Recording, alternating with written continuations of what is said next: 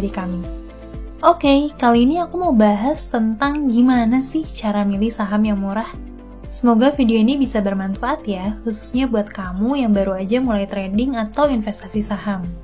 Sebelum kita bahas cara milih saham yang murah, aku mau coba jelasin dulu nih, sebenarnya maksud dari saham yang murah tuh apa sih?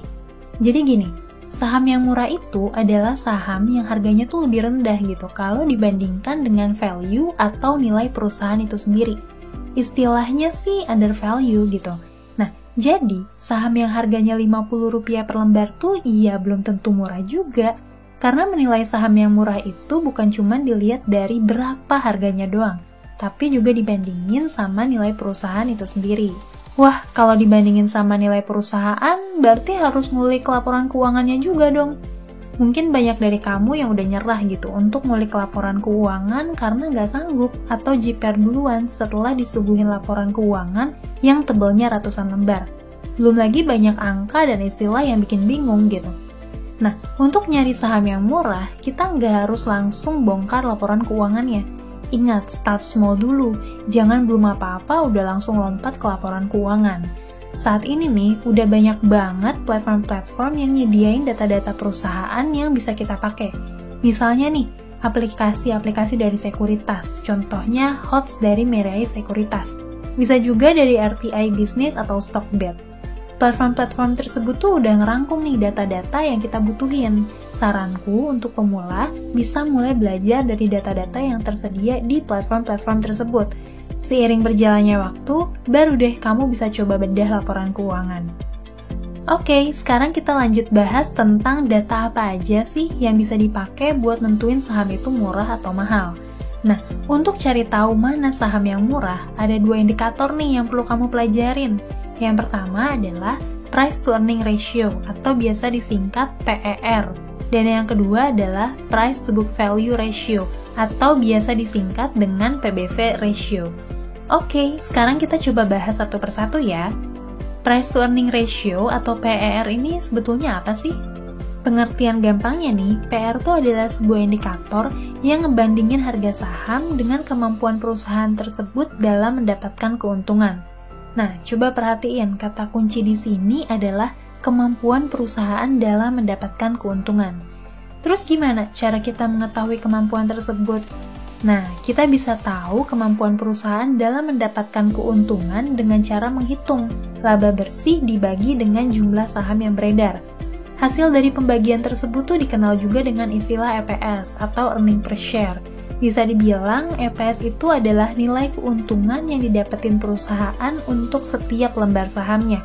Nah, balik lagi ke PER, definisi dari PER sendiri adalah harga per lembar saham dibagi dengan keuntungan bersih per lembar sahamnya, atau EPS, yang udah aku jelasin sebelumnya.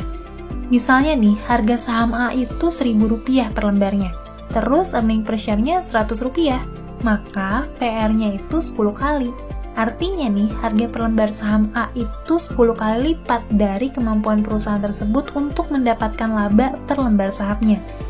Nah, dari platform-platform saham kayak RTI Business atau Stockbit, kamu tuh udah bisa langsung dapetin data PER-nya tuh berapa gitu. Jadi nggak harus ngitung lagi. Misalnya nih, di Januari 2020, PER BCA itu 30,4 kali. PER Astra International itu 13,5 kali, dan PER Unilever itu 43,5 kali, dan lain-lain. Oh iya, angka PER ini berubah-ubah ya, mengikuti pergerakan harga dan earning per share perusahaan yang bersangkutan. Secara umum, semakin kecil angka PER itu, iya artinya sahamnya semakin murah gitu atau undervalue. Sementara semakin besar angka PER, iya berarti sahamnya semakin mahal gitu. Nah, sekarang kamu mungkin bertanya-tanya, berapa sih PER yang dianggap murah? Berapa juga sih PER yang dianggap mahal? Nah, untuk ngejawab itu, sebetulnya kita nggak bisa ngambil patokan harga yang sama untuk semua industri bisnis. Jadi, salah satu cara untuk ngelihat berapa patokan PER yang mahal dan murah itu adalah dengan ngebandingin PER suatu perusahaan dengan rata-rata PER perusahaan lain pada industri yang sama.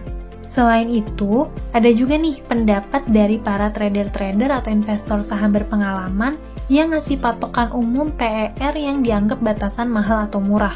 Umumnya sih saat ini nih banyak trader atau investor yang ngambil patokannya pada angka 10 kali. Artinya, kalau PR satu perusahaan itu di bawah angka 10 kali, bisa dibilang ya harganya murah gitu. Dan kalau PR-nya di atas 10 kali, ya artinya harga sahamnya mahal. Tapi balik lagi ya, itu hanya pendapat umum dari para trader atau investor berdasarkan pengalaman mereka. Di sisi lain, kamu juga perlu ingat nih, bahwa PR itu hanya satu dari sekian banyak pendekatan yang bisa kita lakuin buat ngukur harga saham itu mahal atau murah gitu. Kamu juga harus paham nih, bahwa nggak semua saham murah itu bagus dan layak untuk dibeli. Perlu pertimbangan dari aspek lainnya juga, misalnya nih, berapa pendapatannya, rasio hutangnya, beban pajaknya, asetnya, dan lain-lain. Ingat, yang perlu kita cari itu saham dari perusahaan bagus yang harga sahamnya tuh murah atau under value, bukan saham murah yang murahan. Indikator kedua yang umum dipakai itu adalah PBV ratio atau Price to Book Value Ratio.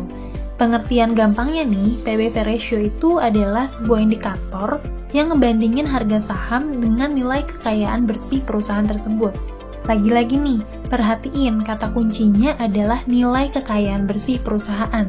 Nah, gimana sih cara kita tahu tentang kekayaan bersih ini? Kita tuh bisa tahu tentang ini dengan menghitung total aset sebuah perusahaan dikurangi dengan total kewajiban atau liabilitas perusahaan tersebut. Hasil dari pengurangan tersebut tuh dikenal juga dengan ekuitas gitu, atau biasa juga disebut dengan modal bersih, nilai buku, atau nilai kekayaan bersih perusahaan. Nah, sekarang kita balik lagi ke PBV.